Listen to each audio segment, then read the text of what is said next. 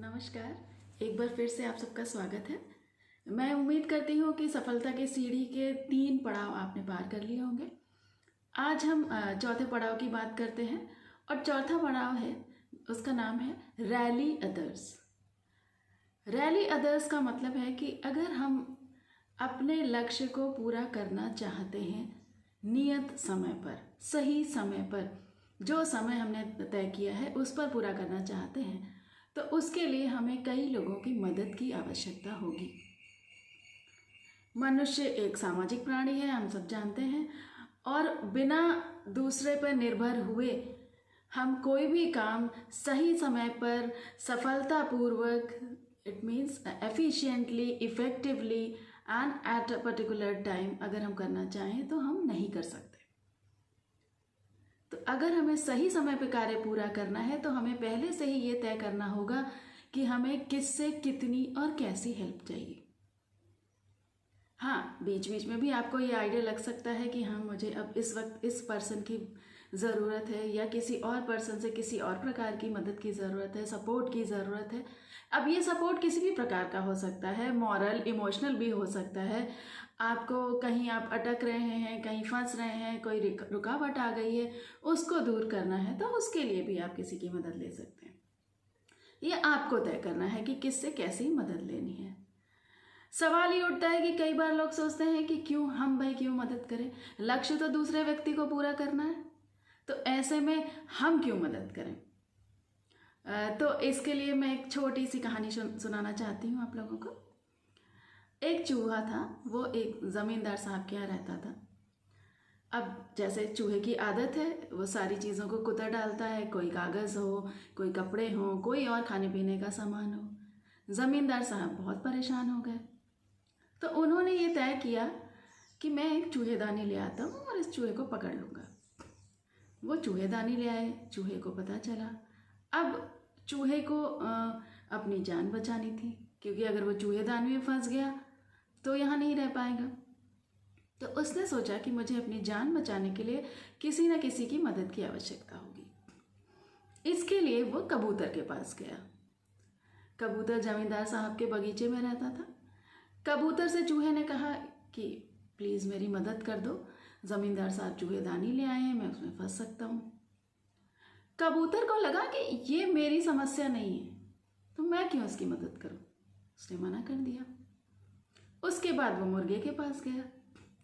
यही बात मुर्गे ने भी कही कि नहीं भाई, मैं क्यों तुम्हारी मदद करूँ, ये तुम्हारी समस्या है। दुखी निराश होकर वो बकरे के पास गया, तो बकरे ने भी सेम उत्तर दिया, नहीं भाई, हम तुम्हारी मदद नहीं कर सकते, क्योंकि जो समस्या तुम्हारी है उसका हल तो तुम्हें अकेले ही निकालना पड़ेगा, और वैसे भी तुम्हारी समस्या से हमें क्या फ़र्क पड़ता है, तो हम क्यों तुम्हारी मदद करें। इसी बीच क्या हुआ कि चूहेदानी में एक सांप फंस गया। जमींदार की पत्नी को लगा कि ये चूहा है। वो जब उसको देखने गई तो सांप ने उन्हें काट लिया। वैद्य जी को बुलाया गया। वैद्य जी ने तुरंत कहा कि इनको कबूतर का सूप पिलाना होगा, कबूतर आप ले आइए और सूप पिला दीजिए। कबूतर का सूप पिलाया गया। जब वो स्वस्थ होने लगी तो उनकी कमज़ोरी को दूर करने के लिए उनको मुर्गे का सूप पिलाए जाने की बात हुई। मुर्गे का सूप पिलाया गया। अब ज़मींदार की पत्नी बिल्कुल ठीक हो चुकी थी। तो ज़मींदार साहब ने खुशी में सबको दावत दी और दावत में बकरे को इस्तेमाल किया गया।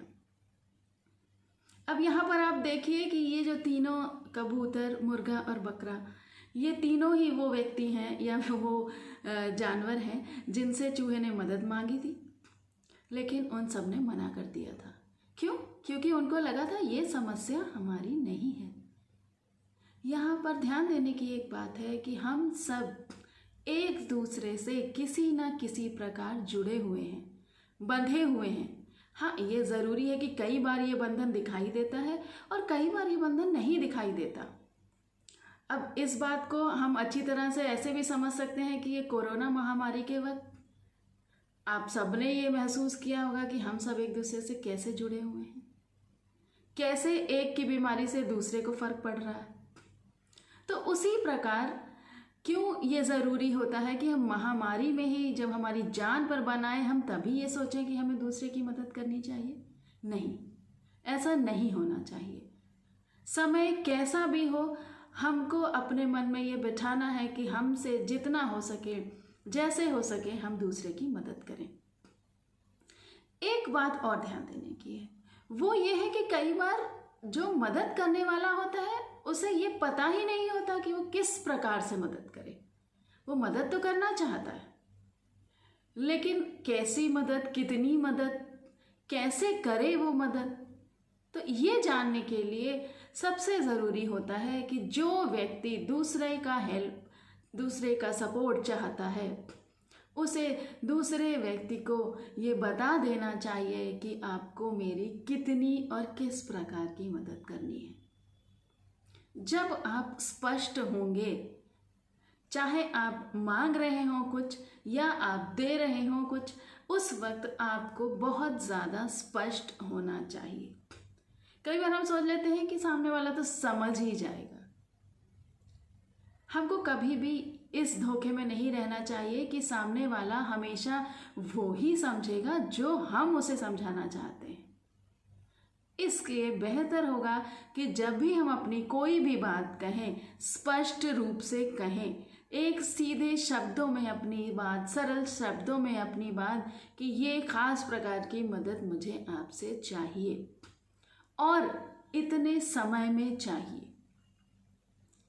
तो सबसे ज़रूरी है कि रैलिंग अदर्स की जब हम बात करते हैं, जब हम दूसरों से सपोर्ट लेने की, हेल्प लेने की बात करते हैं, तो हमें खुद में ये क्लैरिटी, ये स्पष्टता होनी चाहिए कि हमें दूसरे से कैसी, किस प्रकार की, कितनी, कब और कितनी जल्दी मदद चाहिए। उसके लिए कुछ अप्रोचेस भी होती हैं कि हम किन किन तरीक़ों से दूसरों की मदद ले सकते हैं, क्योंकि कई बार बहुत रुकावटें आती हैं कि हम कैसे मदद लें, कैसे सामने वाले को समझाएं कि वो हमारी हेल्प करे। इस बारे में हम नेक्स्ट वीडियो में बात करेंगे। तब तक आप इस पर विचार करिए और इस चौथे पड़ाव पर आगे बढ़ने की तैयारी करिए। नमस्कार।